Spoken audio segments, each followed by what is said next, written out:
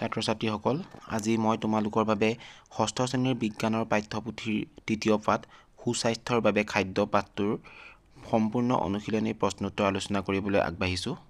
প্ৰশ্ন 1 তলত দিয়া সমূহৰ পৰা অমিল বস্তুবিধ উলিওৱা আৰু ইয়াৰ কাৰণ দৰ্শোৱা। এ জোৱাৰ, বাজৰা, ৰাগী আৰু বুট। উত্তৰ অমিল বস্তু বুট। কাৰণ জোৱাৰ, বাজৰা, ৰাগী খাদ্যশস্য, বুট হৈছে প্ৰটিনজাতীয় খাদ্য। বি ৰাজমাহ, বুট, সয়াবিন আৰু চাউল। উত্তৰ অমিল বস্তু চাউল। কাৰণ ৰাজমাহ, বুট, সয়াবিন প্ৰটিনযুক্ত খাদ্য, চাউল কাৰ্বহাইড্ৰেটযুক্ত খাদ্য। প্ৰশ্ন 2 ভাৰতবৰ্ষৰ পুৰণি আৰু আধুনিক ৰন্ধন প্ৰণালীৰ তুলনা কৰা।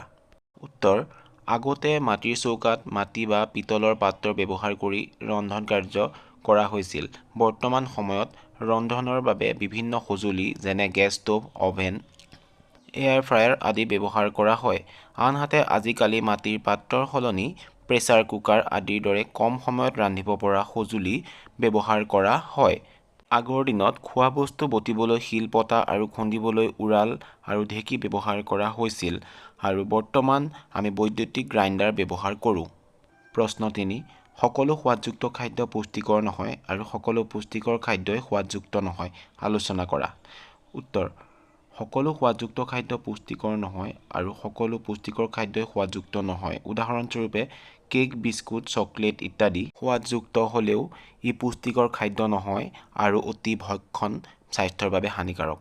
আনহাতে সয়াবিন, বুট, ৰাজমাহ, আঁহযুক্ত খাদ্য, ফল-মূল আদি সোৱাদযুক্ত নহ'লেও স্বাস্থ্যৰ বাবে উপকাৰী। প্ৰশ্ন 4 তলৰ তিনিবিধ খাদ্যৰ পৰা তুমি কোনটো খোৱা বেছি পছন্দ কৰিবা আৰু কিয়? ক বটলত থকা ফলৰ ৰস, খ সতেজ ফলৰ ৰস, গ সতেজ ফল। উত্তৰ চি সতেজ ফল খাব বিচাৰিম। কিয়নো ইয়াত আঁহ, ভিটামিন থাকে আৰু ভিনেগাৰ জাতীয় কোনো সংৰক্ষণকাৰী নাথাকে। ই স্বাস্থ্যৰ বাবে অধিক উপকাৰী।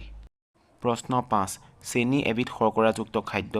চেনিত আয়ডিন মিলালে নীলা-ক'লা বৰণৰ নহয়। ইয়াৰ সমৰ্থনত কাৰণ দৰ্শোৱা। উত্তৰ চেনিত ষ্টাৰ্চ, শ্বেতসাৰ নাথাকে। চেনি বিশেষকৈ চুক্ৰজ আয়ডিনৰ দ্ৰৱৰ সৈতে নীলা-ক'লা নহয়। কাৰণ আয়ডিনে মূলতঃ ষ্টাৰ্চৰ সৈতে বিক্ৰিয়া কৰে, চুক্ৰজৰ দৰে সৰল চেনিৰ সৈতে নহয়। চুক্ৰজৰ এই গঠনৰ অভাৱ, গতিকে কোনো বিক্ৰিয়া নহয় আৰু ৰঙৰ পৰিৱৰ্তনো দেখা নাযায়। প্ৰশ্ন 6 মিলেটবোৰক পুষ্টিকৰ খাদ্য হিচাপে গণ্য কৰা হৈছে। আমি কেৱল মিলেট খালেই শৰীৰত লাগতিয়াল সকলো পুষ্টি পামনে? আলোচনা কৰা। উত্তৰ মিলেটত আঁহ, লো, পটাছিয়াম, কেলছিয়াম থাকে, কিন্তু সকলো পুষ্টি, ভিটামিন, চৰ্বি, প্ৰটিন যোগান নিদিয়ে। সেয়েহে সুষম খাদ্য খোৱা প্ৰয়োজন য'ত বিভিন্ন উপাদান থাকে। প্ৰশ্ন 7 শুদ্ধ উত্তৰৰ গোলটো সম্পূৰ্ণকৈ পূৰ কৰা। 1 তলত দিয়া কোনটো ভিটামিন ডিৰ অভাৱত হয়? এ দৃষ্টিশক্তি কমি যোৱা, B beriberi, C scurvy, D rickets. উত্তৰটো ডি ৰিকেট গোল চিনেৰে দেখুওৱা হৈছে। 2 তলত দিয়া কোনটো ৰোগ ভিটামিন চিৰ অভাৱত হয়? এ দৃষ্টিশক্তি কমি যোৱা, B scurvy, C rickets, D ৰক্তহীনতা। উত্তৰ বি স্কাৰ্ভি।